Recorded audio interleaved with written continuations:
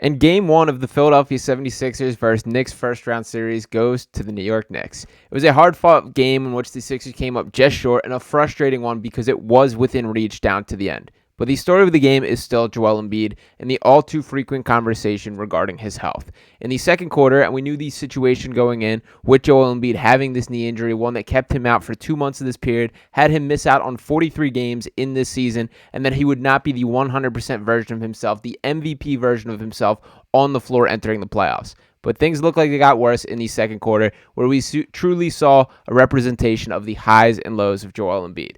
So in the process, after a super strong start to the game, Joel went for a little bit of the spectacular, an off-the-glass dunk in which he really had a poster, one of the more impressive individual plays that I've seen from a player, but it was downhill from here. So to start off with the dunk itself, we have Joel Embiid pulling off this special moment here. Points and fast break points that has created this margin for the Knicks.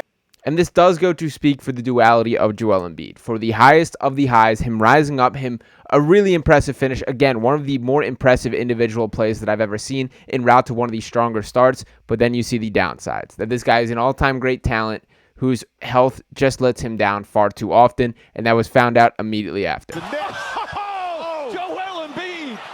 So you can see as he lands that he immediately grasps for that knee. He goes down. He stays down for quite an extended period of time, ultimately walks off in the second half, and there were some serious concerns to that point. Now, to Joel Embiid's credit, he did return to this game. He did play the entirety of the second half and frankly looked far better than I did expect to be the case. But there still is the overarching concerns that is this guy going to be able to hold up for the length of the entire playoff series? And even on a night where he wasn't the 100% version of himself, it was quite clear what a different team the Sixers are without him. And to dive into the box score exactly here, Joel Embiid still logged 37 minutes in the 111-104 loss. In those minutes, he produced 29 points, 8 rebounds, and 6 assists, and what I think is most noteworthy here, a plus 14 in a game that the team lost by 7. That number looked even more diluted and even more impressive throughout the game. There was a period of time in which he was a plus 19 in a game that the Sixers were losing by 2, which is wild and tough to do considering the impact that he made. It feels like a repeat of that 2018-19 Raptors series in which with the Greg Monroe, the Boban Marjanovic, the Amir Johnsons of the world could not hold up. Every second that he stepped off the floor, things went downhill. Now, this was not purely due to the center position. To B-Ball Paul's credit, he talked his talk and he backed it up in this specific moment. I thought he played pretty well. And to get into his stats specifically, he logged just 11 minutes of play, had 4 points, had 5 rebounds. But as you can see, that minus 21 there is concerning. From my eyes, I don't think this was a Paul Reed issue. Frankly, I think things fell apart more on the offensive end. And that does point me to an all too familiar character as well in Tobias Harris. That this was a guy that it makes zero sense to me why the Sixers are continuing to run offensive sets through a guy when there are just several better options on this team. Tyrese Maxey was terrific tonight. His change of pace, the way that he attacked downhill, some of the just mature, elaborate finishes around the basket were quite impressive. And to get into his numbers on the game, finished with 33 points, had 4 assists, 2 rebounds, shot 14 of 26 from the field, some really impressive stuff. And by the way, I thought he had some really nice flashes defensively that I've been pretty bullheaded in his improvements on that end of the floor. He had 2 blocks on Jalen Brunson. It was a little Matisse Thybulle-esque, the way he snuck up from behind, was able to block the shot coming out of his hands, and ultimately mess with Brunson's head quite a bit. That the Sixers were able to neutralize Jalen Brunson in a way that very few have this season, and he was far from the reason that they did lose that game.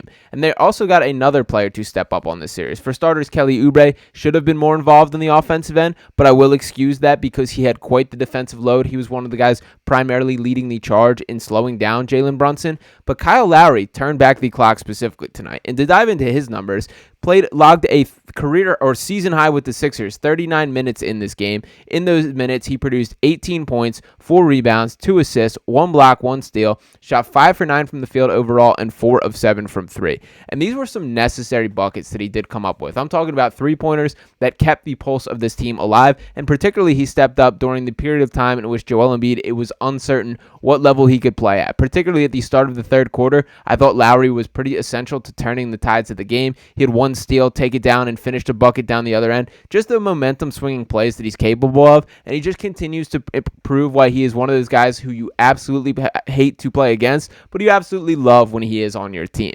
And to talk about some of the bigger picture issues why the Sixers did lose this team, there's a couple reasons that are glaringly obvious. So to look at the team kind of stats here, that overall the Knicks, for starters, shot ridiculous from 3. That on the game overall, 45.7% from three, knocking down 16 of their 35 three-point attempts, and the rebounding numbers even more egregious. Out-rebounding these Sixers 55-33 on the game, a ridiculous 23 offensive rebounds. That just straight up cannot happen. That cannot translate to winning in any form if you're allowing teams all these extra offensive possessions.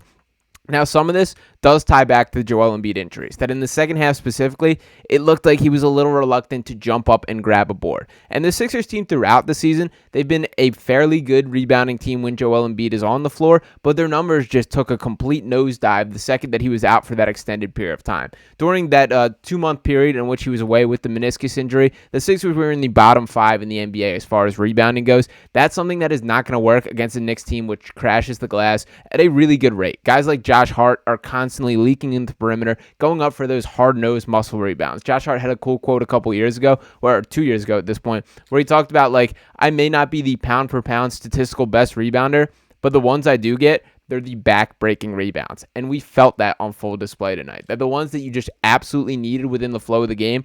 It was Josh Hart going up and getting it, and that is something that this Sixers team needs to adjust moving forward.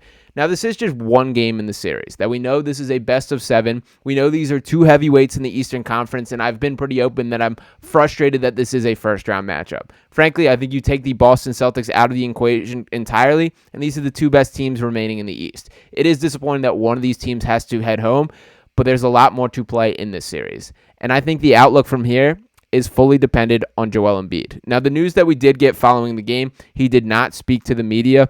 That is not something that should raise a ton of red flags, but definitely something to note. As far as Nick Nurse, he was asked about the situation following the game. He said that the trainers and doctors did clear Joel Embiid at halftime, but that there will be a more extended just evaluation following the game. I'm sure he's getting MRIs right now. I'm sure they're going through x-rays trying to figure out exactly what the situation is. But I think it's more than likely that this is just the situation, that he's not going to be 100%. He's still getting confidence in that knee. It's not up to 100% strength. And the fact that he did play in the second half and once again looked better than I expected to be the case, it gives me optimism that he'll at least be on the floor.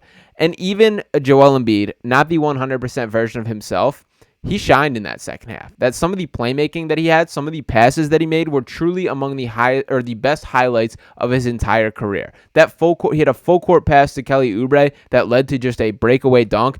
That is threading the needle in a way that he just purely was incapable of doing when you flash back to a year ago. But when you talk about the big picture of the series, I do think it fully comes out to what level he can play at. That with Joel Embiid, there's no doubt in my mind the Sixers are the more talented team in this game. And frankly, when you think about the first quarter tonight, I thought that encapsulated it fully. That the Sixers looked prepared, they had a game plan, they were executing at a high level, and there was no answers for the things that they did best. Them leaving Joel Embiid in one-on-one coverage with guys like Isaiah Hartenstein and Mitchell Robinson, that's just not going to work. And they proved that Joel Embiid scored the first 9 points for this Sixers team. He was scoring at all angles, had 2 ridiculous and ones. We saw the why and how things were working for this team. But if there is no Joel Embiid, or if it is a hampered Joel Embiid, all of a sudden, this series is up for grabs. This Knicks team is good. They're tough. They're hard-nosed. They're not going to roll over. They're not going to quit. But it is on the Sixers to rise up and find a way to get the job done. Again, it depends on Joel Embiid is going to be leading the charge for that. I'm optimistic that that will at least be the case, but we do have to stay posted if there is any news from here. I do think that these are lingering issues that will go on the length of the playoffs, but I'm still seeing that continued mature version of Joel Embiid, that if you flash back, if this exact situation happened a year or two ago, 2-3 years ago even, Joel Embiid's melting down and not having the type of game that can impact winning in the way he still did tonight. Even with him physically not quite being there, he still found ways to make, to create for others, to play conducive team basketball in a way that kept this team head and shoulders afloat, and the evidence is in the plus-minus there. To pull that up one more time, that he did have a plus 14 in a game that they lost by 7. And just a couple other highlights that I did want to jump into here. Number 1, Buddy Hield, just simply not good enough. 11 minutes, 1 3-point attempt, 0 points. That cannot happen. And that was especially the case because there was a period of time in which they needed an offensive jolt. Buddy Hield was looked at to be that guy, and he just did not get the job done. He just did not do it for this team. And that is the entire reason why he was brought in, to be that sniper from on the perimeter, to be a guy that can strike fear into opponents' hearts by spacing the floor, creating openings for others by commanding that gravity, and none of that translate when you're looking unwilling as a shooter. It just has to be better. And frankly, it wouldn't be surprised if he does not get quite the same opportunity, that we start seeing him completely reeled in by Nick Nurse, because to his credit, Buddy still competes defensively. I think, honestly, these past 2 games that you play in game 1 tonight have been 2 of his better defensive games of his entire career, but he's never going to be a guy that is locked down on that end. And the last frustrating point is the Sixers once again went back to closing with Tobias Harris, and he had one of the more brain-dead basketball decisions that I've seen in a rotation that just created a wide-open 3-pointer for OG Anunoby with under 2 minutes left to go to play. OG knocked down that 3-pointer, extended the lead to 4-3, and the Sixers were 4-7, and the Sixers were scrapping from behind from there.